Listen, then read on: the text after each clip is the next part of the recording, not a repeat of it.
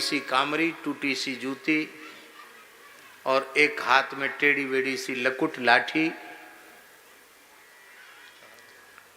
और श्री त्रिलोचन जी माला लेकर के भगवान का भजन कर रहे थे। राम कृष्ण हरि जय जय राम कृष्ण हरि, राम कृष्ण हरि, राम कृष्ण हरि, राम कृष्ण हरि, राम कृष्ण हरि जप रहे थे।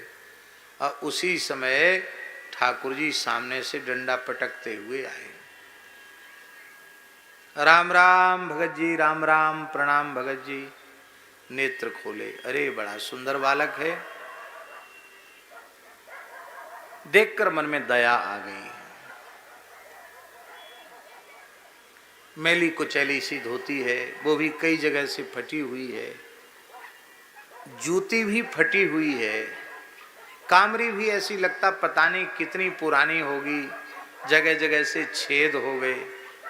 पगड़ी का जो कपड़ा है वो भी मैला कुचैला सा है, कई जगह से फटा है, गोलमोल लपेट कर पगड़ी बांध रखी है। केस घुंघराले हैं, अलकावली है, लेकिन लगता पता नहीं कितने दिनों से तेल कंघी नहीं किया है और बढ़िया से नहाया भी नहीं, ऐसा लगता है। धूल मट्टी चढ़ी हुई है। और महाराज कैसे लगता है कि इतना सुंदर है ये बालक, है तो सांवला लेकिन है बड़ा सुंदर। आंख कितनी बड़ी है, नाक कितनी सुंदर है, कपोल कितने सुंदर हैं, ललाट कितना सुंदर है। और बेचारा बहुत भाग्य का मारा है। देखने में तो राजकुमार क्या सुंदर लगे इसको, इसके सामने, और भाग्य का बेचारा मारा। बड़ी दया आ गई सेठ जी के मन में, त्रिलोचन जी के मन में बड़ी दया आ गई। बोले भगवान आप कहाँ से पधारे हैं? त्रिलोचन जी ने पूछा, भगवान आप कहाँ से पधारे हैं? अरे बोले महाराज कोई एक स्थान हमारा हो तब तो हम बतावें कि हम वहाँ से पधारे हैं। अयोध्या से पधारे कि वृंदावन से पधारे कि चित्रकूट से पधारे कि काशी से पधारे कि प्रयाग से पधारे। एक कोई स्थान हमारे रहने का ठौर ठिकाना हो तब तो हम पता बतावें कि हम वहाँ से पधारे हैं। और फिर रमते राम का क्या पता, ऐसे ही भटक रहे हैं यहाँ से वहाँ, यहाँ से वहाँ। तो कोई घर द्वार नहीं है तुम्हारा? महाराज कुछ नहीं है हमारा। भगवान झूठ बोल रहे हैं, एकदम सही बोल रहे हैं। भगवान कहाँ नहीं है? सब जगह। तो कहाँ से आए, कहाँ पता बतावें? कहाहू सो कहाँ जहां प्रभु नाही, तो कैसे पता बतावें कि हम वहीं रहते हैं? तो अरे कहीं तो आपका जन्म हुआ, मैया बाप तो होंगे, मैया बाप हैं आपके कि नहीं? ठाकुर जी ने हाथ जोड़ कर कहा, भगत जी क्या बतावें, ना कोई मैया है ना कोई बाप है। अरे सबके बाप तो खुद ही है, उनका बाप कौन होगा?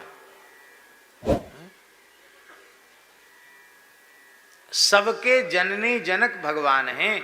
भगवान वेद कहते हैं अमृतस्य पुत्राः, ये सारी सृष्टि परमात्मा की संतान है।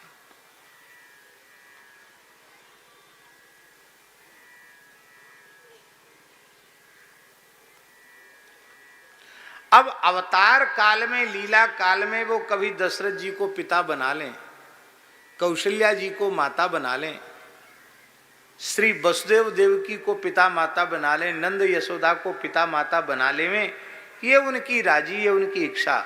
वस्तुतः उनका कोई पिता माता नहीं है, क्योंकि वे स्वयं ही सबके पिता माता है।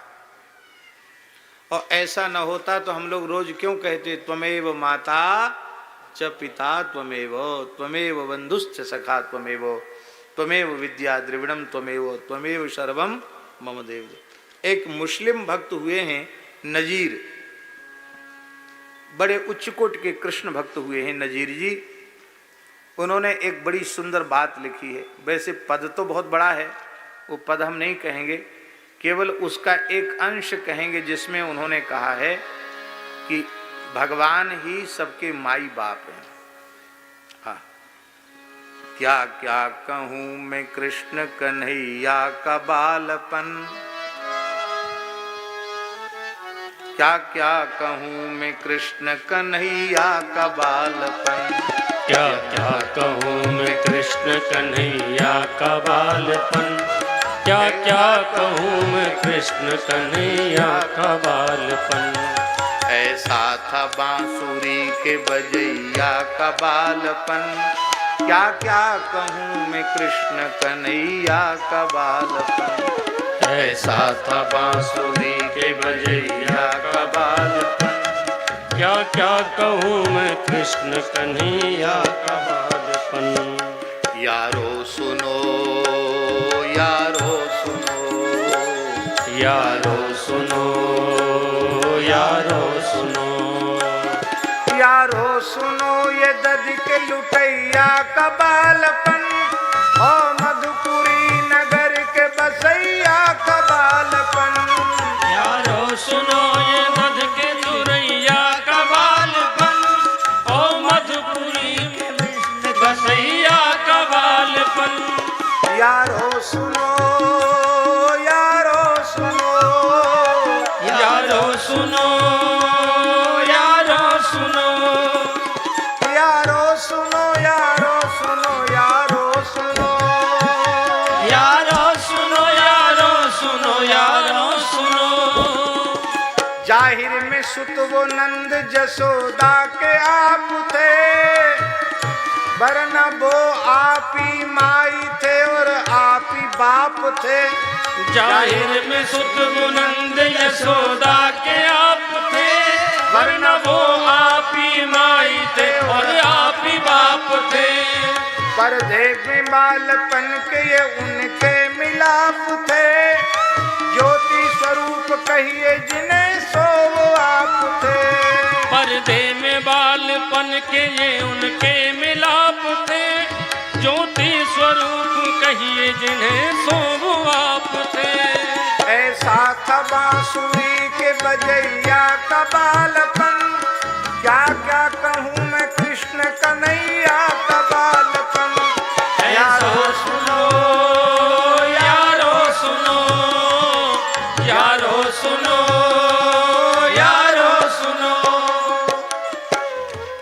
अब देखो एक मुसलमान भक्त कह रहा है कि जाहिर में सुत वो नंद जसोदा के आप थे, पर ये बात सही नहीं है, वरना वो ही आप ही माई थे और आप ही बाप थे, सब कुछ वही थे। वे परम प्रकाश रूप परब्रह्म परमात्मा हैं, ऐसा उनका परम दिव्य जीवन चरित्र है। बहुत सुंदर महाराज जी 22 छंदों का पद है, बहुत विस्तृत पद है, इसमें 22 छंद है। और अंत में वो मुस्लिम भक्त कह रहा है, क्या कह रहा है?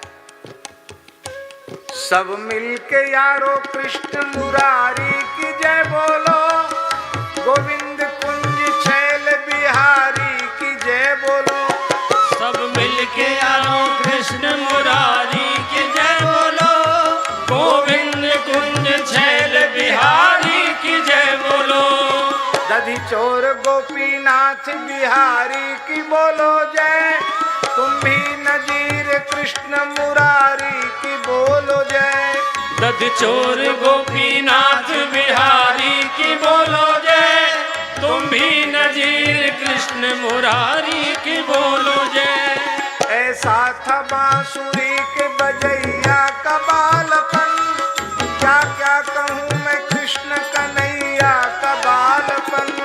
ऐसा था बांसुरी के बजैया का बालपन, क्या क्या कहूँ मैं कृष्ण कन्हैया का बालपन। यारो सुनो, यारो सुनो, यारो सुनो, यारो सुनो, यारो सुनो, यारो सुनो, यारो सुनो, यारो सुनो, यारो सुनो, यारो सुनो। भगवान बोले हमारे माई बाप भी नहीं है, किसको हम माई बाप बताएं, किसको पिता बतावें, किसको। एक दूसरी समस्या और है, एक पिता हो तब तो बतावें और एक माई हो तब बतावें। अब कुछ अवतार तो ऐसे हैं जिनमें माई बाप का निर्णय आप नहीं कर सकते। अब नरसिंह भगवान खंभे से प्रकट हो गए, उस खंभे को माई कहोगे कि बाप कहोगे? क्या कहोगे बताओ? न वो माई है और न वो बाप है।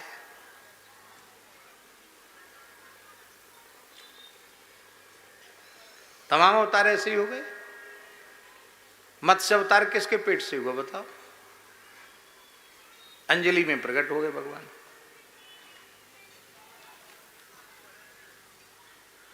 अलग अलग अवतारों में अलग अलग नाम बताएं कि वहां कश्यप अदिति पिता थे, वहां प्रश्नि सुतपा पिता थे, वहां वसुदेव देव की पिता हुए, वहां कौशल्या और दशरथ पिता हुए। ठाकुर जी ने सोचा कि बहुत झमेला है, कृष्णावतार में ही 2 पिता हैं 2 माता हैं, नंद बाबा और वसुदेव जी 2 पिता हैं और यशोदा और देवी की 2 माता हैं। तो बेचारे भगत जी झमेले में पड़ जाएंगे और भेद भी खुल जाएगा। हम नौकर बन के आए, भगवान बन के थोड़ी आए। तो ठाकुर जी ने हाथ जोड़ के कहा, भगत जी क्या बताएं, विपत्ति के मारे हैं, ना हमारा कोई माई है ना हमारा कोई बाप है। त्रिलोचन जी बहुत करुणार्द्र हो गए, आंख भर आई उनकी। अरे बहुत बेचारा विपत्ति का मारा है, कुछ नहीं इसके, ना तो घर द्वार है न मैया बाप है, अनाथ बेचारा घूम रहा है। अच्छा तो एक बात बताओ कि घूम क्यों रहे हो? तो ठाकुर जी बोले कि भगत जी आप तो बड़े बूढ़े हो, आप ही बताओ लोग घूमते क्यों हैं? कोई धंधा पानी लग जाए तो घूमना फिरना बंद कर देते हैं, धंधे पानी की तलाश में घूमते फिरते हैं। तो हम भी धंधे पानी की तलाश में ही घूम फिर रहे हैं। बहुत अच्छी बात है, धंधे पानी की तलाश में घूम फिर रहे हो। तो कुछ काम करना आता है? क्या काम है? हुनर क्या है तुम्हारी? किस काम में तुम्हारी योग्यता है? क्या कर सकते? कुछ पढ़े लिखे हो? क्या काम कर सकते हो? बोले महाराज हम आपको क्या बताएं, संसार का कोई ऐसा काम नहीं है इस पूरी दुनिया का जो हम न कर सकें। और भगत जी सच्ची समझ लेना, जो हम न कर सकें वो कोई कर ही नहीं सकता, सोच ही नहीं सकता। सच्ची बात है। करतुम अकर्तुम अन्यथा कर्तुम सर्व समर्थ। तो भगवान है, भगवान के लिए क्या कठिन है? बोले हम सब कर सकते हैं। अच्छा सब कुछ कर सकते हो तो एक बात बताओ कि इतने योग्य हो तो तुमको अब तक कहीं धंधा मिला क्यों नहीं?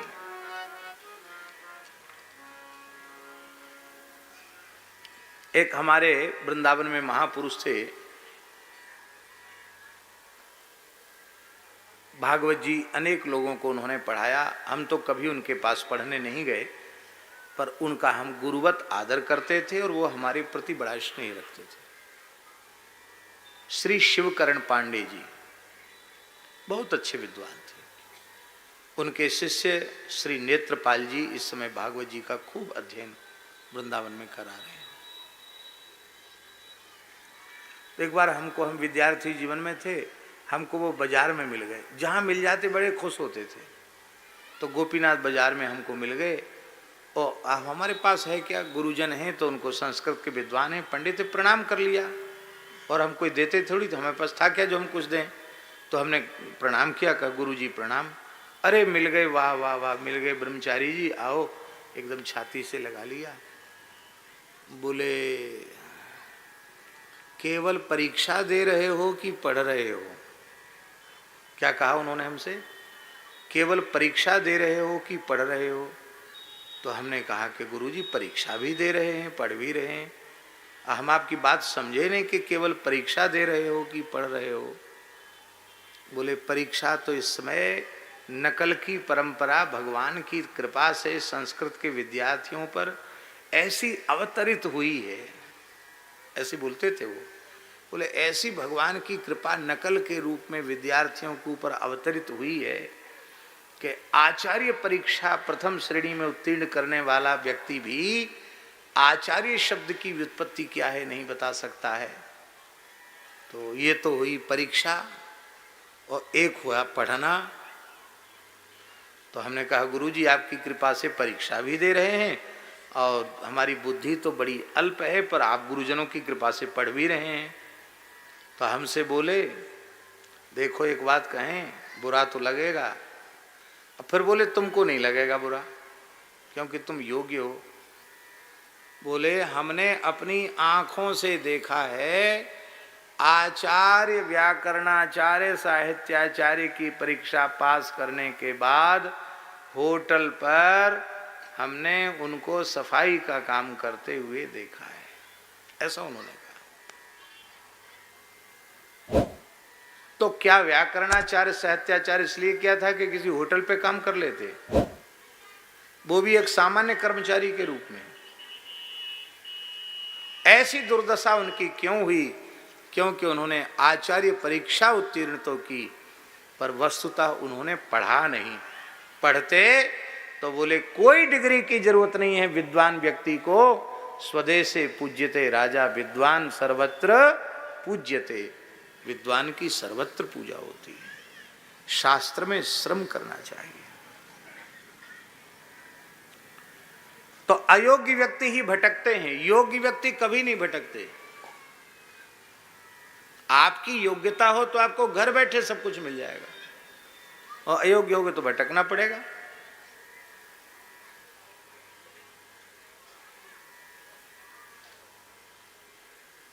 ज्योतिष शास्त्र का ही किसी को बढ़िया से ज्ञान हो जाए, किसी के द्वार पर उसको जाने की आवश्यकता नहीं।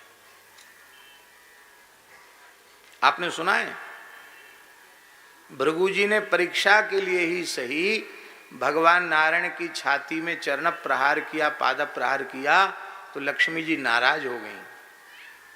लक्ष्मी जी ने कहा ये ब्राह्मण बड़े क्रोधी होते हैं, हमारे पतिदेव की छाती में इन्होंने लात मारी है, तो अब हमारी ब्राह्मणों से कुट्टी। लक्ष्मी जी बोली अब ब्राह्मणों से हम नाराज रहेंगे, ऐसे भिक्षुक बने डोलेंगे ब्राह्मण, इनके पास धन नहीं होगा। लक्ष्मी जी नाराज हो गई। भृगु जी ने सुन लिया कि लक्ष्मी जी ने ब्राह्मणों को शाप दे दिया। लक्ष्मी जी बोली, भृगु जी बोले गुमान में मत रहो ज्यादा, हम ऐसी पोथी बनाकर ब्राह्मणों को सिखा देंगे कि जिस ब्राह्मण के पास वह पोथी होगी, वह विद्या होगी, दुनिया का बड़े से बड़ा सम्राट आकर चरणों में नतमस्तक होगा। उसको किसी के सामने ऐसे नहीं करना पड़ेगा, वो ऐसे ही हाथ करके रहेगा।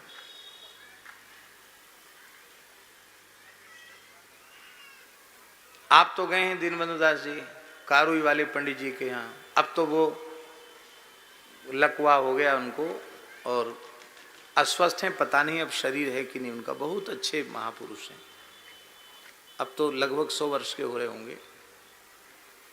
हमारे पूज्य स्वामी श्री राघवाचार्य जी महाराज भी उनके पास जाते रहे। हमको पहली बार उन्हीं ने भेजा था उनके पास।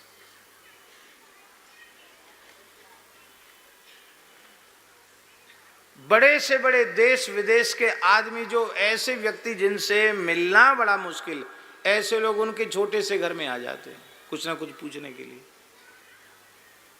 राष्ट्रपति के चुनाव चल रहे थे, प्रतिभा पाटिल आई कि हम चुनाव में खड़े हों कि न हों, हमारा कुछ ज्योतिष बता दो।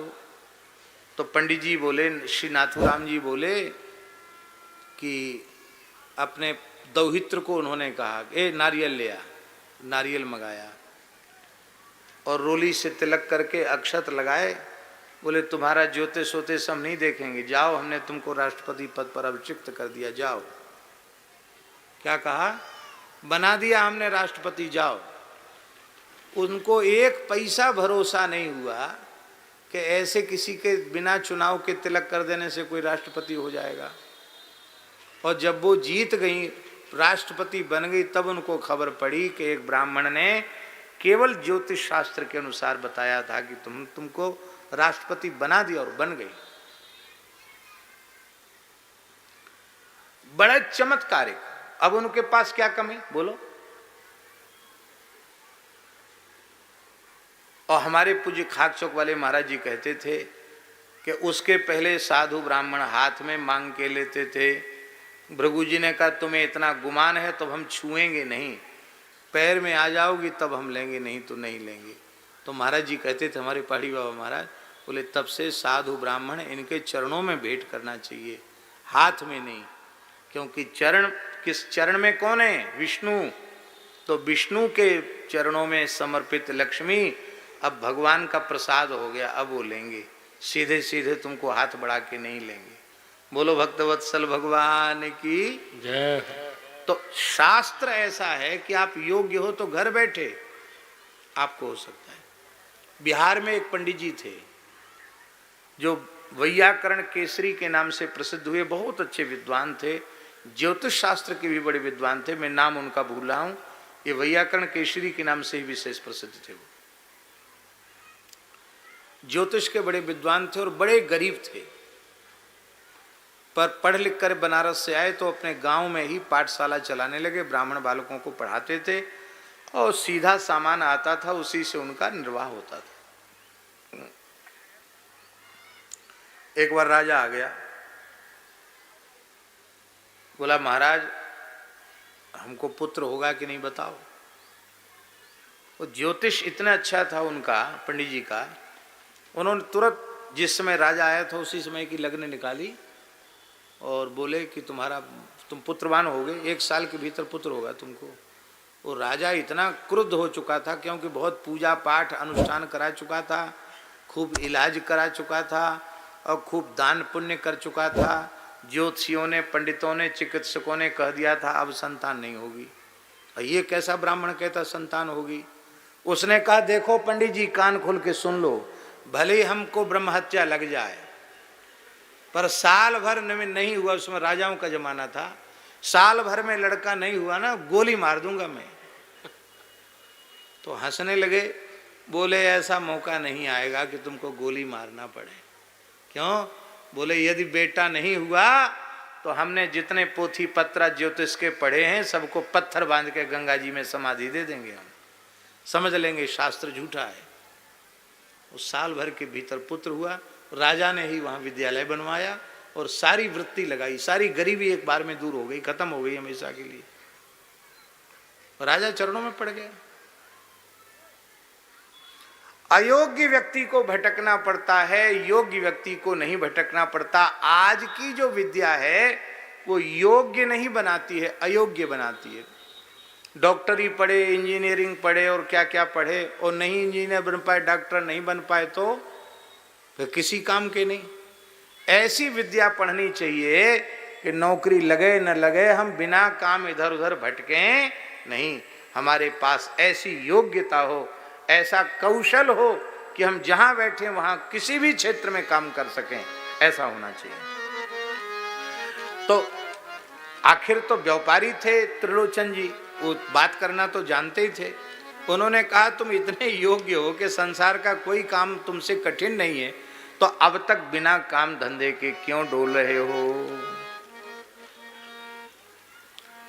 अनमिल बात कौन दीजिए जनाए बहू, अनमिल बात कौन दीजिए जनाए बहू। पाँव 5 7 शेर उठत रिसाए, पाँव 5 7 शेर उठत रिसाए।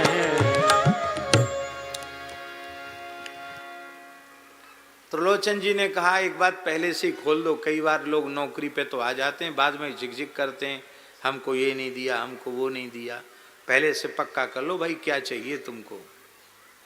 ठाकुर जी हंसने लगे, बोले यही तो विशेषता है, हमको कुछ नहीं चाहिए, हम सेवा सब कर सकते हैं, तनख्वाह 1 पैसा नहीं लेते हैं। आश्चर्य भैया, ऐसा नौकर तो सबको चाहिए, 1 पैसा ले नहीं, काम सब कर सके। कुछ तो लेते होगे? बोले हाँ, वो कपड़ा लत्ता मिल जाए पहनने को और भोजन मिल जाए। तो इतने सस्ते होने के बाद भी तुमको नौकर लोगों ने क्यों नहीं रखा? तो ठाकुर जी बोले एक हमारे भीतर बहुत भारी दोष है। क्या दोष है? बोले हम देखो एक बार में भोजन करने बैठते हैं तो पक्का 5 सेर भोजन तो कर ही जाते हैं, और कोई हमको प्रेम से जिमावे तो 7 सवा 7 सेर भी खा जाते हैं। तो हम कहीं रहे भी तो 2-4 दिन में लोग कहते भैया इतना खाता है नौकर, हाथ जोड़ लेते हैं लोग। बहुत से लोग होते हैं ऐसे, वो खाते हुए किसी को नहीं देख सकते। खुद तो खाने के लिए डॉक्टरों ने मना कर दिया कि मीठा मत खाओ, ये मत खाओ, वो मत खाओ, और कोई खाने वाला है तो उसको खाते देख नहीं सकते। एक श्रीमंत व्यक्ति के घर में हमने देखा, बहुत धनी मानी आदमी के घर में देखा, उसके नौकर रात का बचा हुआ भोजन सवेरे खाते, सवेरे का बचा हुआ दोपहर में खाते, दोपहर का बचा हुआ रात में खाते। तो मैंने उनको, उसके नौकरों को एक बार कहा कि तुम लोग ऐसा क्यों करते हो, गरम गरम खाया करो। उसने कहा मालिक सुन लेगा बाबा जी, ये माल गरम गरम माल तो आप लोगों के लिए है, हम लोगों को तो नौकर हैं हमको रात का बचा हुआ सवेरे, सवेरे बचा हुआ शाम को खाने को मिलता है। मेरी प्रार्थना है ये उचित काम नहीं है। कहाँ तो हम सब में भगवान को देखने की बात कहते हैं। अरे सारे संसार में भगवान पीछे देखना, पहले घर के नौकर में तो भगवान को देखो, पहले परिवार के लोगों में तो ईश्वर का दर्शन करो, हैं? उनके जब तक सब में भगवत बुद्धि नहीं होगी तब तक आपके व्यवहार में समता नहीं आएगी, और जब तक आपके व्यवहार में समता नहीं आई तब तक ईमानदारी से आप मनुष्य कहलाने के योग्य नहीं है। जिसके व्यवहार में समता है वही मनुष्य कहलाने के योग्य है।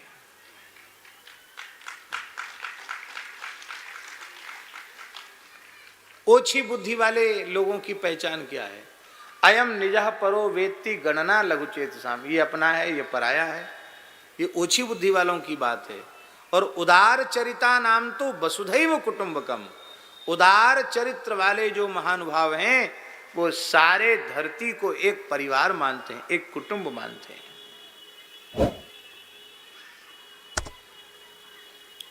स्वामी श्री विवेकानंद जी की एक बात हमें बहुत अच्छी लगी। 3 खंडों में उनका चरित्र है। युग पुरुष स्वामी विवेकानंद, बेलूर मठ से प्रकाशित है, हिंदी संस्करण। यद्यपि उनके जीवन की सभी बातें अनुकरणीय नहीं हैं, लेकिन जो बहुत अच्छी बातें हैं वो पढ़ने योग्य, सुनने योग्य और अपनाने योग्य हैं। उन्होंने एक बात बहुत अच्छी कही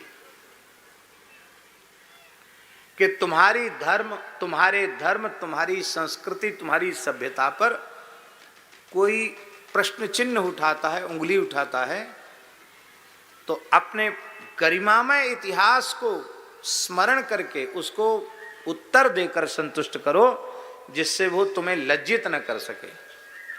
एक बात ये बहुत अच्छी लगी, क्योंकि हमारी संस्कृति में इतनी विशेषताएं हैं कि हमें किसी से कुछ उधार मांगने की आवश्यकता नहीं है। हम समृद्ध संस्कृति के लोग हैं। हमें विरासत में इतनी संपत्ति मिली है, आध्यात्मिक भी और भौतिक भी, हम उसको सहेज कर नहीं रख पा रहे हैं। एक बात ये बहुत अच्छी लगी कि अपने धर्म और संस्कृति को कभी कोई हीन बतावे तो उसको तुम बिल्कुल सहन मत करो। तुम्हारा ऐसा स्वाभिमान होना चाहिए कि तुम उसको उत्तर देकर चुप कर सको। दूसरी बात, उन्होंने ये बात कही कि कुछ बातें ऐसी हैं जो हम लोगों को बाहर वालों से भी सीखनी चाहिए। तो उन्होंने कहा कि जो अच्छी बात जिस देश से हमें भारतवासियों को भी सीखने के लिए अच्छी बात मिलती है तो उसको बिना किसी संकोच के हमें सीख लेना चाहिए। पर सीखना वही चाहिए जो हमारी प्राचीन परंपरा, धर्म और संस्कृति के अनुकूल हो। तो कई चीजें वो उस प्रसंग में है, अमुक देश में अमुक विशेषता है, वहां से ये सीखना चाहिए, वहां से ये सीखना चाहिए, वहां से ये सीखना चाहिए। हम सीखते रहें किससे हमको क्या प्राप्त करना है। तो बहुत से लोग ऐसे होते हैं जो ज्यादा खाने वाले को पसंद नहीं करते हैं, बोले हम बहुत खाते हैं, यही हमारा दोष है। और फिर कोई ये कह दे ये तो बड़ा पेटू है, काम तो करता है पर खाता बहुत है, तो हम फिर वहाँ रहते नहीं, फिर हम उठ के वहाँ से चले जाते हैं। क्या करें, इतनी तेज भूख लगती है कि। तो त्रिलोचन जी हंसने लगे, बोले तुम्हारी उम्र तो कुल 15-16 वर्ष की लग रही है, शरीर भी इकहरा ही है तुम्हारा, फिर कितना 5-7 शेर कैसे खा जाते हो? तो भगवान बोले बस यही विशेषता भगत जी, देखने में तो इकहरे हमें पर खा खूब जाते हैं। यही बात है भी, मोटे तगड़े लोग कम खा पाते हैं, दुबले पतले लोगों की खुराक कई बार ऐसी होती कि लगता है कि पेट तो बाहर निकला नहीं, ये सब जा कहाँ रहा है, कहाँ चला जाता है। ये सब भगवान की विचित्र लीला है। भगवान ने 5-7 शेर क्यों कहा? ग्रंथों में, हमारे धर्म ग्रंथों में ऐसा लिखा है कि जहां विधि पूर्वक भगवान के मंदिर की प्रतिष्ठा हो वहां राजभोग अवश्य लगना चाहिए, और एक बार की भोग सामग्री में कम से कम 5.25 शेर अथवा 7.25 शेर भोग लगाना चाहिए भगवान को, इससे कम नहीं लगाना चाहिए। आप लोग कहेंगे भली एक ही मूर्ति हो तो भी इतना लगाओ, ना लगाओ। क्यों एक मूर्ति क्यों हो? भाई ठाकुर सेवा तब सफल है जब साधु सेवा करो, अतिथि सत्कार करो। तो ये व्यवस्था शास्त्र में इसलिए बना दी गई कि आप मंदिर बना के बैठे हो तो 10-20 लोगों को जिमाओ। खाली ईंट पत्थर से शोभा थोड़ी है कि मंदिर करोड़ों का बना दिया, भोग चनोरी का लग रहा है, इलायची दाने का लग रहा है, शक्कर एक कटोरी में धर दिया, बोले हो गया भोग लग गया। ऐसा नहीं, 5-7 शेर भोग प्रतिष्ठित मूर्ति को लगना चाहिए। इसीलिए प्राचीन परंपरा थी कि घूमने फिरने वाले साधु ठाकुर जी को मिश्री और कुछ सूखी सामग्री का भोग आसन पर लगाते थे, और बाकी राजभोग के समय अपने ठाकुर जी की सेवा करके श्रृंगार आरती के बाद अपने ठाकुर बटुआ सब मंदिर में भेज देते। पुरानी साधुशाही परंपरा यही थी। अलग अलग आसन पर ठाकुर जी पधरा के थाल लेके जाना, भोग लगाना, ये प्राचीन संतों की टकसाल की परंपरा नहीं है। अब वयोवृद्ध संत बैठे, बताओ ऐसा ही है कि नहीं? पुराना कायदा ये था, अपने बटुआ ठाकुर मंदिर में दे दिए और मंदिर में भोग लग गया, और शयन के समय फिर वो ठाकुर जी पुजारी जी दे देते थे, फिर अपने आसन पे ले आओ, उनको शयन कराओ, सुबेरे स्नान करा के मंगला भोग धरा के और फिर उनको रखे आओ। अब हालत ये है कि सेवा करने के लिए कोई तैयार नहीं आश्रमों में। ये तो बड़े सौभाग्य की बात है। हमारे स्वामी श्री रामदेव जी महाराज ने बताई कल बात, हमें सुनकर बहुत प्रसन्नता हुई। स्वामी श्री भौमानंद परमहंस अवधूत आश्रम में लगभग 30 वर्षों से अखंड संकीर्तन संतों के द्वारा ही चल रहा है। माने 40-50 संत प्राय यहां हमेशा रहते हैं, इस गांव के स्थान में भी। और एक विशेष बात है, ठाकुर सेवा से लेकर झाड़ू बुहारू, रसोई, भगवान की सेवा, संत की सेवा, प्रत्येक सेवा यहां रहने वाले संत ही करते हैं। एक पैसा का नौकर आश्रम में नहीं रखा है। हम तो कहेंगे भैया इस कलयुग में भी आपके आश्रम में सतयुग है, हम आपको प्रणाम करते हैं, बहुत अच्छी बात। पहले संतों में परंपरा नहीं थी, सब संतों के यहाँ संत ही सब सेवा करते थे, अपने अपने अधिकार के अनुरूप सब साधु सेवा करते थे। साधु सेवा धर्म हमारा। अब आप रसोई बनाओ तो 10 मूर्ति हैं तो वो 10 थाल ले लेकर अपने ठाकुर जी के लिए चले जाएंगे। अब पंगत में न तो रसोई में जाने से उनको मतलब है, न पंगत में परोसने से मतलब है, न सफाई से मतलब है, और उतना खा भी नहीं सकते, उतना ले जाएंगे। इसलिए पंगत में बैठकर पाना यही पुरानी परंपरा है। पुरानी रेखटेक यही है कि चाहे महंत हो या अभ्यागत हो, चाहे संत हो, सबको पंगत में बैठकर प्रसाद पाना। हम रहते ही नहीं है प्रायः, इसलिए इधर उधर भटकते रहते हैं। सो न तो प्रसाद पाने का कोई निश्चित समय है और न विश्राम का निश्चित समय। हाँ, जगने का समय लगभग निश्चित है, जल्दी जग जाते हैं, सोने में लेट अवेयर हो जाते हैं।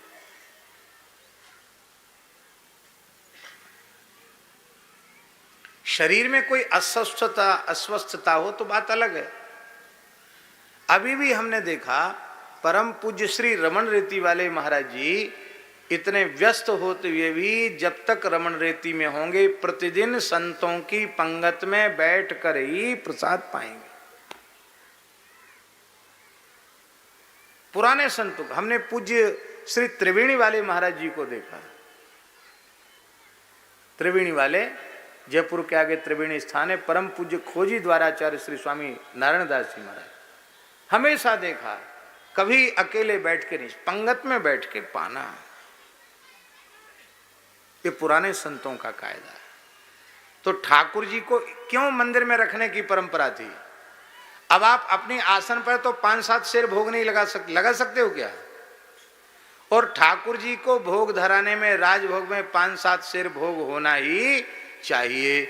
और जब मंदिर में ठाकुर जी पधराओगे तो मंदिर में तो ठाकुर जी को खूब 5-7 शेर क्या और ज्यादा भोग लगता है। एक और विशेष बात है महाराज जी, प्राचीन परंपरा यह है कि रसोई पूरी बन जाए तब भोग लगाना। रसोई पूरी बन जाए तब भोग लगाना। ये हम लोगों में जो गरम गरम पाने की परंपरा है ये साधुशाही नहीं है, ये गलत है। रसोई पूरी बन गई और फिर ठाकुर जी को भोग लगाओ, और इसके सारी सामग्री का भोग लगाना चाहिए।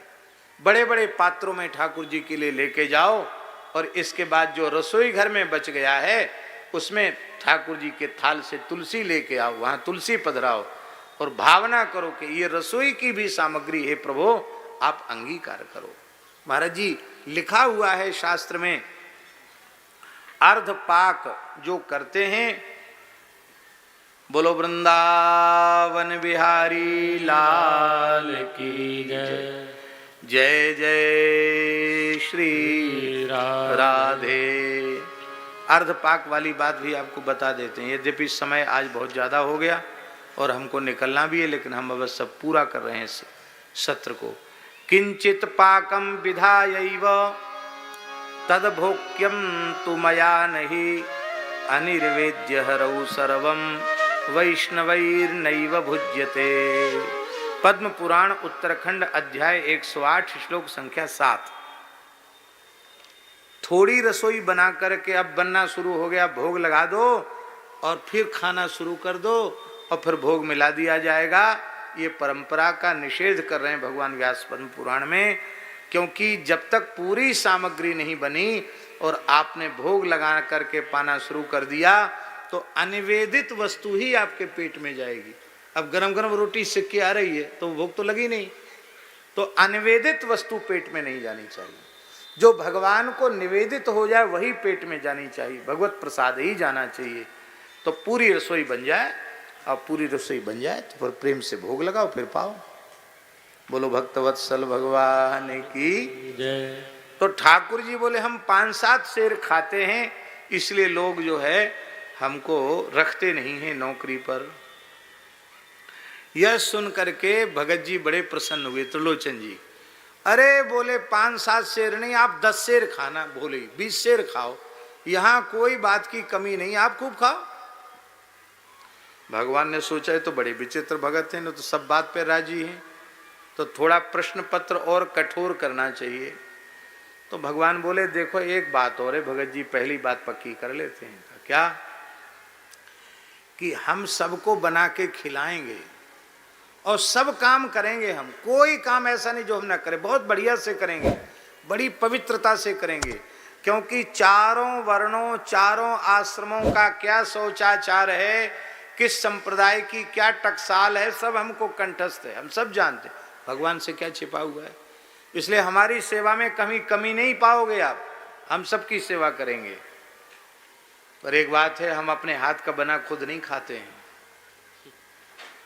तो कौन खिलाएगा तुमको? बोले हमको बना के तुम्हारी गृहिणी जो भक्तानी है, सेठानी है, वो बना के खिलाएंगी, 5-7 सेर की रोटी बना के खिलाएंगे। इस शर्त राजी हो तो हम रहने के लिए तैयार हैं। त्रिलोचन जी ने अपनी पत्नी की ओर देखा कि देवी ये कह रहा है कि 5-7 सेर तुमको बना के, ये सबको खिलाएगा पर इसको खिलाना तुमको पड़ेगा बना के। उन्होंने कहा कोई बात नहीं, हम तो इतने साधु संत आते भंडार में रसोई बनाते हैं, और कोई बात नहीं, इसके लिए बना देंगे, हमको कोई तकलीफ नहीं है। अकेले इसी को तो बना के खिलाना है, 5 सेर 7 सेर 8 सेर 9 सेर कितना ही खा ले, हम बना के खिलाएंगे। ठाकुर जी बोले कभी ये मुंह से निकल जाएगा तुम्हारे के बड़ा पेटू है, बहुत खाता है, फिर हम नहीं रहेंगे, फिर हम चले जाएंगे। वहाँ से हम चले जाते जो हमको पेटू कह देता है, ले हम कहेंगे ही क्यों। अब तो श्री ठाकुर जी का पक्का हो गया नौकर बन के रहना। तो आप तुम्हारा नाम क्या है, क्योंकि अब नौकर हो गए हो तो तुमको नाम लेके पुकारना पड़ेगा। भगवान ने कहा हमारा छोटा सा नाम है अंतर्यामी। सुन के ही बहुत प्रसन्न हो गए त्रिलोचन जी, बोले वाह आपका हे अंतर्यामी नाथ, आपने बड़ी कृपा की। हमारे अंतर में बहुत दिन से वेदना थी कि कोई बढ़िया सेवक भावना वाला मिल जाए, और तुम इतने सुंदर हो, इतना मीठा बोलते हो कि तुमसे कोई साधु नाराज तो सपने में भी नहीं होगा, सबकी सेवा करोगे। अब तो महाराज अंतर्यामी नाम हमारो अब ही कहूँ खुलासा, अंतर्यामी नाम हमारो अब ही कहूँ खुलासा। भोजन करूं उदर भर केवल और नहीं कछु आसा। भोजन करूं उदर भर केवल और नहीं कछु आसा। मातु पिता का पता नहीं, कुल जाति ज्ञान नहीं पासा। मातु पिता का पता नहीं, कुल ज्ञान नहीं पासा। प्रीति रीति में बंध्यो रहूं नित, हरिदासन को दासा। प्रीति रीत में बंध्यो रहूं नित, हरिदासन को दासा। मैं तो प्रेम के बंधन को स्वीकार करता हूँ और हरिदासों का दास बन के रहता हूँ। हाँ सेवा से संतुष्ट करूं, नित दे तो रहूं सलामी। प्रभु पांडुरंग ने करी चाकरी, बन के अंतर्यामी।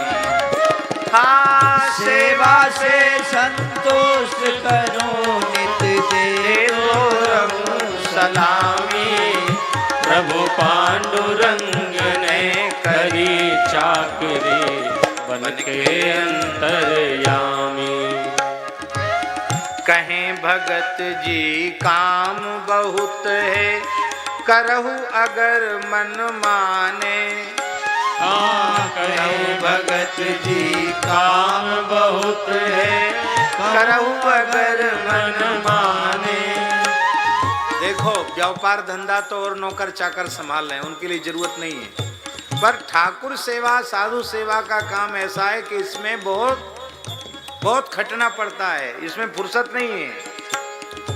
कहें भगत जी काम बहुत है, करहु अगर मन माने। कौन कौन कर सको काम कछु, कहो तो हम अनुमाने। कौन कौन कर सको काम कछु, कहो तो हम अनुमाने। आ बोले नटवर चारों वर्ण की, रीति भांति हम जाने। बोले नटवर चार वर्ण की, रीति भांति हम जाने। सभी तरह की सेवाओं में हैं हम निपुण सयाने। हाँ सभी तरह की सेवाओं में है हम निपुण सयाने। मन वचन कर्म संतोष जनक हो, सेवा बहु आयामी। प्रभु पांडुरंग ने करी चाकरी बन के अंतर्यामी। प्रभु पांडुरंग ने करी चाकरी बन के अंतर्यामी। संतन की कहत लोचन फिर तो मेरे पल्ले कछु परे ना। चार वर्ण की रीति भांति ते मेरी गरज सरेना। हाँ संतन की मन भावत सेवा बिनु मन धीर धरेना। मेरे यहाँ संत सेवा को काज परे दिन रहना। त्रिलोचन जी बोले चार वर्णाश्रम की सेवा नहीं, हमारे यहाँ तो साधु सेवा होती है। साधु सेवा कर सकते हो क्या? भगवान बोले साधु सेवा करते करते तो हमारा जन्म बीत रहा है। त्रिलोचन जी बहुत हंसे, बोले 15-16 साल के तो तुम कुल मिला के हो, और तुम्हारा जन्म अभी कहाँ बीत गया। ठाकुर जी मुस्कुराए, मानो कह रहे थे कि हम 15-16 साल के ही रहते हैं। बोलो भक्तवत्सल भगवान की जय हो। भगवान श्री कृष्ण के 16,108 ब्याह हुए, एक एक के 10-10 बेटा, एक एक बेटी भई। और भगवान की उम्र कितनी रही? 125 वर्ष तक धरती पर रहे। और भगवान श्री कृष्ण अंतिम क्षण तक 15 से 16 वर्ष के बीच की अवस्था में ही रहे। नाती पोते पंती संती सबरे है गए। और भगवान की उम्र कितनी? राम जी 11,000 वर्ष तक तो गद्दी पर बैठे, 13,000 वर्ष तक राम जी ने शासन किया भागवत जी के अनुसार। और राम जी तो पूरे 16 के भय ही नहीं, 19 वर्षों में रामो राजीव रोचना। 15 वर्ष के ही राम जी, विवाह के समय 15 साल के थे राम जी। और 13,000 वर्ष के बाद जब अपने धाम को गए हैं तब भी 15 वर्ष के थे राम जी। आज भी 15 वर्ष के हैं राम जी। तो ठाकुर जी झूठ थोड़ी बोले कि हमारा जन्म बीत गया सेवा करते करते। सब संतों की सेवा तो करते हैं ठाकुर जी। करि सकहु संत सेवा तो बिरमहु जीवन भर निष्कामी। प्रभु पांडुरंग ने करी चाकरी बन के अंतर्यामी। प्रभु पांडुरंग ने करी चाकरी बन के अंतर्यामी। अब तो श्री ठाकुर जी नौकर बन के रह गए, प्रेम से संत सेवा करने लगे। और महाराज जी ऐसी विलक्षण सेवा कि न भूतो न भविष्यति। साधु सेवा 10 गुनी बढ़ गई हैं। पहले 100 साधु होते तो अब 1000 साधु हो गए। गैया बढ़ गई। अरे साक्षात लक्ष्मीपति जहाँ सेवा करें वहाँ कोई चीज की कमी रह जाएगी। और विलक्षण बात ये थी कि हर साधु को यही लगता था कि अंतर्यामी तो 24 घंटे हमारे सामने खड़े रहते, वो हमारी सेवा में ही रहते। क्योंकि अमित रूप प्रगटे ते ही काला, जथा जोग मिले सवहीं कृपाला। भगवान तो सब कुछ समर्थ हैं। और एक विशेषता थी अंतर्यामी की, हमारे महाराज जी कहते थे कि ठाकुर जी की हाथ में कढ़ी की बाल्टी है, कढ़ी पकौड़ी परोस रहे हैं। और किसी साधु के मन में कि नहीं कढ़ी तो हमारी माफिक नहीं पड़ती, खीर होती तो अच्छा था। तो जो कढ़ी की बाल्टी है उस साधु के मन में खीर की बात आई, तो जब वो परोसते तो उसके कटोरा में खीर भर जाती। पात्र नहीं बदलते, महाराज जी कहते अंतर्यामी पात्र नहीं बदलते। उसी में से गुलाब जामुन, उसी में से बर्फी, उसी में बालूशाही, जो मन में आवे सो प्रकट। बोले भैया ऐसा चमत्कारी सेवक, सब रसोई तैयार, सब चकाचक बढ़िया। भगत जी की मालिश भी कर देते, बढ़िया कपड़ा पहना देते, माला फेरते भजते। हाँ भगतानी जो थी उनको तो रोज चक्की पीसो, 5 सेर 7 सेर बनाओ, रोटा बनाओ, रोटी बना के खिलाओ। एक दिन की बात है, ऐसे बहुत बढ़िया चल रही थी बात। प्रभु कह जो फरमायो आपने वह मेरे मन भायो, संतन ही की सेवा में मैंने अब तक जन्म बितायो। भई अपूर्व कृपा आज मैं सही ठिकानों पायो, मालिक अब ते गुनी मोहि अपनो चाकर घर जायो। मन लाए करूं सेवा संतन की, सत्यम सत्य बदामी, प्रभु पांडुरंग ने करी चाकरी बन के अंतरयामी। अब कूट पीस निज कर गृह स्वामिनी, भोजन स्वयं बनावे, बहुत खाए बाणी ते ऐसी चर्चा हो न पावे। बिना प्रेम के 56 भोगहु मेरे मन नहीं भावे, रूखो सूखो जी भर पाऊं प्रेम ते मोहि जिमावे। टिकू न पल भर होए अगर मेरे भोजन की बदनामी, प्रभु पांडुरंग ने करी चाकरी बन के अंतर्यामी। सुन सेवक की बाणी अतिशय भय प्रसन्न त्रिलोचन, अंतर्यामी तुमने मेरो कीन्हो सोच विमोचन।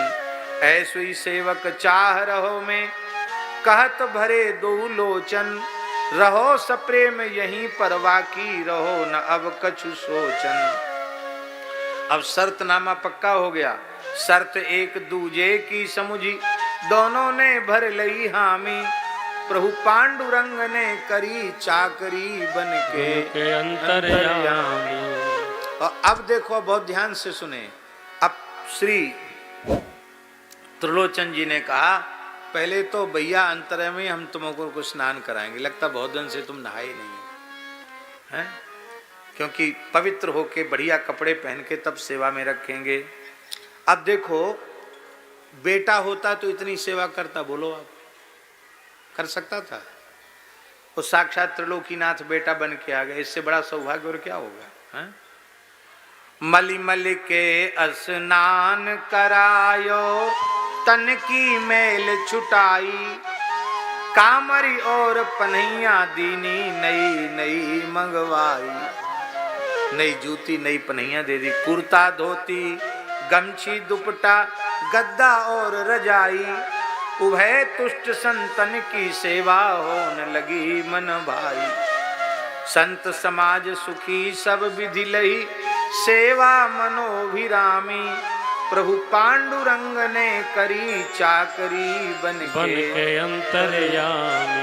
त्रिलोचन जी ने पत्नी से कहा देखो कितना बढ़िया सेवक मिल गया, जय जयकार हो रही, साधु बहुत प्रसन्न है। घर में जाए त्रिलोचन ने निज पत्नी को समझायो, संतन की सेवा निमित्त मन भावत सेवक पायो।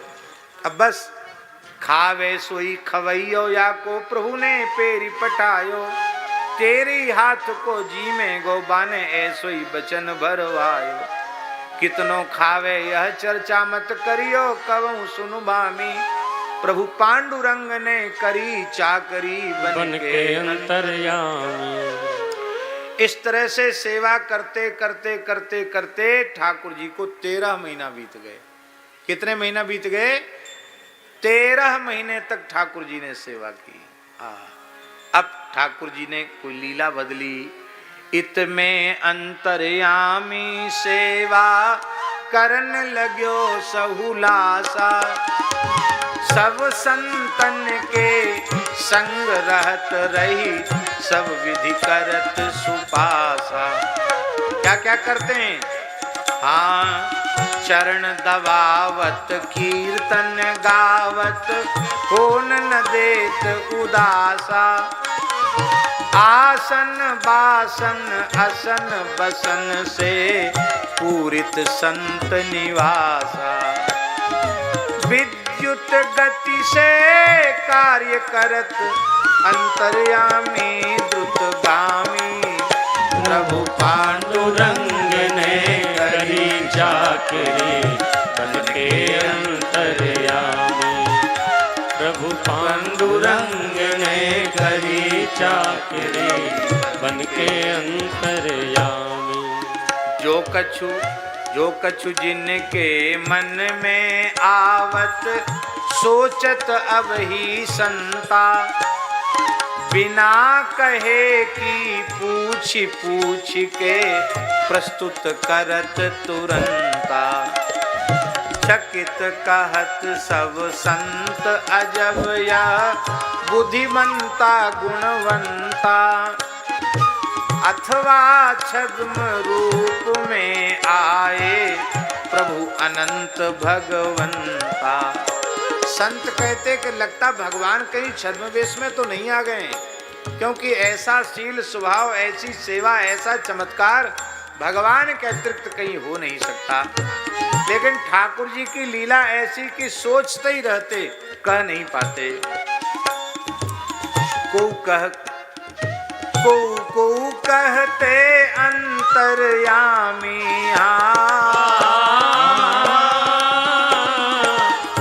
को कहते अंतर्यामी। तो सचमुच अंतर्यामी हो प्रभु पांडुरंग ने करी चाकरी बनके अंतर्यामी। प्रभु पांडुरंग ने सेवक बनिके जन की करत गुलामी। अब महाराज जी विचित्र बात हो गई, भक्त का यश फैल गया, कहां कहां तक फैल गया। कहां महाराष्ट्र में रहने वाले वैश्य त्रिलोचन जी, और यश कहां कहां तक फैल गया। चार धाम अरु सप्तपुरिन सेवा को मची गयो सोरा। चार धाम अरु सप्तपुरिन सेवा को मच गयो सोरा। सेवा करे कमाल सवन की अहे गजब को छोरा। हरि सेवा करे कमाल सवन की है गजब को छोरा। कीर्ति पताका फहरन लागी त्रिलोचन की चहुओरा। कीर्ति पताका फहरन लागी त्रिलोचन की चहुओरा। यूथ यूथ के संत आए के जुरन लगे ते ही थोरा। यूथ यूथ के संत आए के जोरन लगे थे होरा। कैसे कैसे संत आए। हाँ एक से एक सरल से सूदे। एक से एक सरल से सूदे। एक से तामी जामी प्रभु पांडुरंग ने करी नगरी बनके अंतर्यामी। प्रभु पांडुरंग ने करी चाकरी बनके अंतर्यामी। फूले फिरत त्रिलोचन अब तो लाल हमारी गोटी। कभू 5 सेर कभू 7 सेर की सेवक खावे रोटी। कूटत पीसत लट गई धरनी रही जो तगड़ी मोटी। बोल सकत नहीं डर के मारे बात होएगी खोटी। भगत जी जो थे ना, उनका तो बुढ़ापा पता नहीं कहाँ चला। ओ काल चमक गए एकदम, झुर्री उर्री सब गायब हो गई, ठाकुर जी सेवा कर रहे हैं। और जो त्रिलोचन जी की गृहिणी थी वो स्थूल थी, और सेठ सेठानी थोड़े मोटे ही अच्छे लगते हैं, दुबले पतले अच्छे भी नहीं लगते। वो मोटी थी, लेकिन अब उतनी कूटना पीसना छानना सब करना बना के खिलाना, तो बेचारी लट्टी दुबरी हो गई, थोड़ी कमज़ोर हो गई। आजकल माताएं काम नहीं करती तो उनको रामदेव बाबा की बात माननी पड़ती है, नकली पीसना पड़ता है, नकली कूटना पड़ता है। वो कहते हैं यूँ यूँ करो, यूँ यूँ करो, यूँ करो, यूँ करो। ये सब नकली काम तो है, ये सब असली काम था। अलग से कोई व्यायाम करने की आवश्यकता नहीं थी। माताएं शरीर से श्रम करती थी और उनका शरीर स्वस्थ रहता था और स्वस्थ बालकों को जन्म देती थी। हमने अपनी एक घटना बचपन में देखी है। गांव की एक महिला खेत में गई, वहीं मेड़ पे बच्चा हो गया और बच्चे को उठाया, चंगेर में धरा, उसी में और सामान और सिर पे धरा और अकेली चली आई, घर आ गई। घर आई तो चंगेर धरी, उसी में और कोई सामान था, उसी में बच्चा था। बता दिया कि वहाँ बच्चा होगा। वहाँ कौन दाई बाई बैठी है, वहीं बच्चा लेके 3 किलोमीटर कम से कम चल के अपने घर पे आ गई। अब माताएं हाहाकार करती हैं, हाय तौबा मचाती हैं, डॉक्टर के पास ले चलो, हॉस्पिटल ले चलो। ये क्यों? क्योंकि माताओं ने सेवा करना बंद कर दिया। स्वाभाविक रूप से माताएं संतान को उत्पन्न करती थी, वो संतान बहुत स्वस्थ होती थी। अब बालकों का स्वास्थ्य भी अच्छा नहीं है, और टोनक पी पी करके बेचारे जैसे तैसे जी रहे हैं। उनको कोई मक्खन तो मिलता नहीं, दूध मिलता नहीं, माताएं भी दूध पिलाती नहीं। देखो कान खोलकर सुन लो, पहले एक परंपरा चल पड़ी थी कि दूध पिलाने से माताओं का सौंदर्य कम हो जाएगा। आज भी इस भय के मारे माताएं बच्चों को दूध नहीं पिलाती, बोतल का दूध पिलाती हैं। अब यूरोप के, अमेरिका के सुप्रसिद्ध चिकित्सक यह बात कहने लग गए हैं कि स्तन कैंसर का एक मुख्य कारण है बच्चे को पर्याप्त दूध न पिलाना। एक बहुत बड़े कैंसर के डॉक्टर हैं, अपने मलुक पीठ से जुड़े हुए हैं, अमेरिका में बहुत बड़े प्रसिद्ध डॉक्टर हैं। वो कहते हैं कि जो स्तन कैंसर है तो इसका मुख्य कारण है माताओं को के द्वारा बच्चों को दूध न पिलाना। खूब दूध पिलाओ, वो भगवान के द्वारा भेजी हुई व्यवस्था है, आप उसमें कंजूसी मत करो। बोलो भक्तवत्सल भगवान की जय। इस प्रकार से अब तो एक दिन की बात है कि एक दिन गई निकट के घर में, पूछन लगी पड़ोसन, बहना दिन दिन लटी जा रही, कहू कौन अफसोसन। कारण कहे अहे पर कैसे लागी मन ही मसोसन, कह दूं तो वह चलो जाएगो, स्वामी लगेंगे कोसन। बोले सेठ जी तो चमक गए और आप तो और कमजोर हो गई, क्या बात है? बोले अरे कुछ मत पूछो बहन। अरे बोले मैं अपने मन की बात तुमसे नहीं छिपाती, तुम क्यों छिपा रही हो? माताएं ऐसी ही बातें करती हैं। तो उसने कहा तुम किसी से कहोगी तो? नहीं नहीं, हमारे तो घाटा हो जाएगा, वो भग जाएगा, नौकर से पक्की बात हुई है।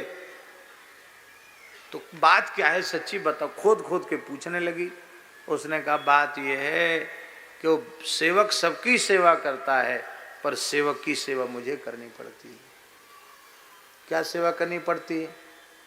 भोजन कराना पड़ता है। भोजन क्या है, 15-16 साल का लड़का कितना खाता हुआ। अब वो इतना खोद के पूछा तो उनके मुंह से निकल गया, अरे यही तो बात महाराज, 15-16 साल का देखने में लगता है 5-7 शेर पक्का खा जाता है। बस जैसे इनके मुख से निकला, खंडित भई शर्त जो लागी, हरि भय अंतरधाना। खंडित भई शर्त जो लागी, हरि भय अंतरधाना। व्याकुल भय त्रिलोचन जी, अब मुख में पड़े न दाना। व्याकुल भय त्रिलोचन जी, अब मुख में पड़े न दाना।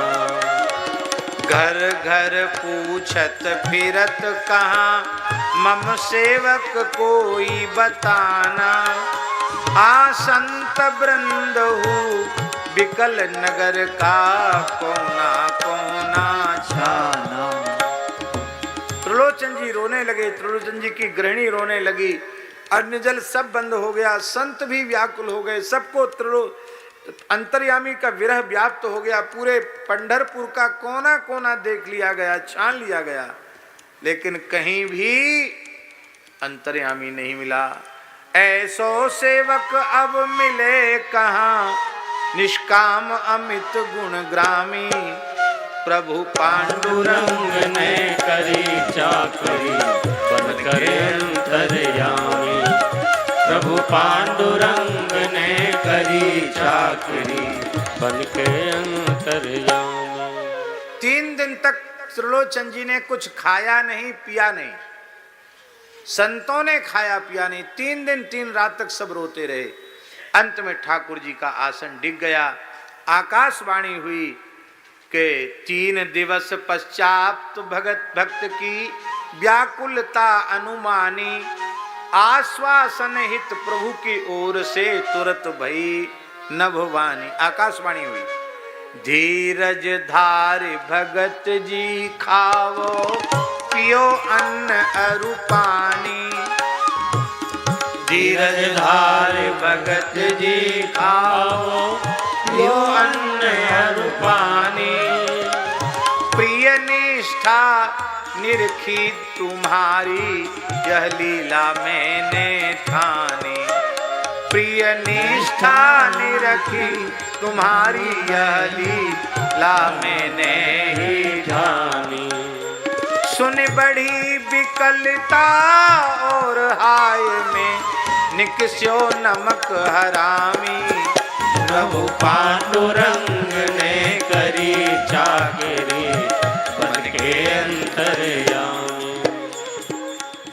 भगवान ने कहा कि मैं ही 13 महीने से तुम्हारे यहाँ सेवा कर रहा था। अब तो त्रिलोचन जी को और कष्ट हो गया। बोले महाराज, मैं बड़ा भारी भक्त बनता हूँ, पर भक्त के नाम पर मैं तो कलंक मैंने लगा दिया भक्ति को। साक्षात परब्रह्म परमात्मा को घर में नौकर बना लिया, मैं नमक हरामी निकल गया। भगवान की सेवा तो कर न सका, उल्टे भगवान से सेवा ले ली, क्योंकि भगवान पैर भी दबाते थे, कपड़ा भी धोते थे। बहुत दुखी हो गए। मैंने बहुत 13 महीने तक भगवान को पहचान नहीं सका। भगवान बोले कि तुम्हारा दोष नहीं है, हमको तो संतों की सेवा में सुख मिलता है। और भगवान ने कहा कि देखो, तो अब रो मत, अब तुम्हारी इच्छाओं को तुम्हारे जीवन भर हम उसी अंतर्यामी नौकर के वेश में हम सेवा करने के लिए तैयार हैं। त्रिलोचन जी बोले महाराज, पहले तो हम जानते नहीं थे, सो आपसे सेवा ले ली। अब परिचय हो गया कि साक्षात अनंत कोट ब्रह्मांड नायक सर्वेश्वर परात्पर परब्रह्म आप हैं, तो अब आपसे सेवा कौन ले सकता है। भगवान बोले तो हमारा घाटा हो गया, जो हमने अपना परिचय सुना दिया आपको, और ऐसी सेवा करते रहते तो बहुत अच्छा होता।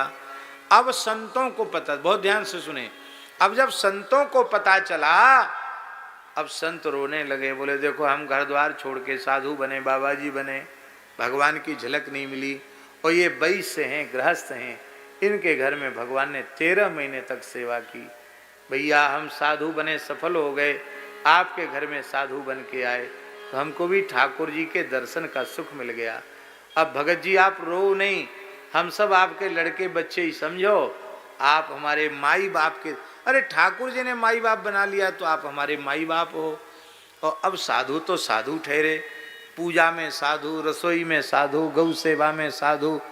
बोले तो महंत के स्थान पर आप विराज हो, और माताजी और हम लोग सब सेवा संभाल लेंगे। अब आप कहोगे ना कि घर छोड़ के चले जाओ, तो धक्का देने से भी नहीं जाएंगे। जिस घर में भगवान सेवा करते हैं, उसी घर में चारों धाम सप्तपुरी है, सारे धरती के तीर्थ वही हैं जहाँ ऐसी भक्ति है, और सब संत वहाँ विराजे।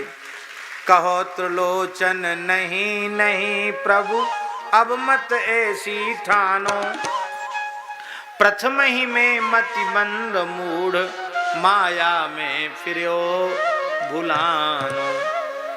जान बूझ अब कैसे कहूँ, नौकरी में निज को सानो। जान बूझ अब कैसे कहूँ, नौकरी में निज को सानो। श्री नारायण प्रभु निज लीलाओं का भेद आप ही जानो। श्री नारायण प्रभु निज लीलाओं का भेद आप ही जानो। मैं तो केवल प्रभु चरणन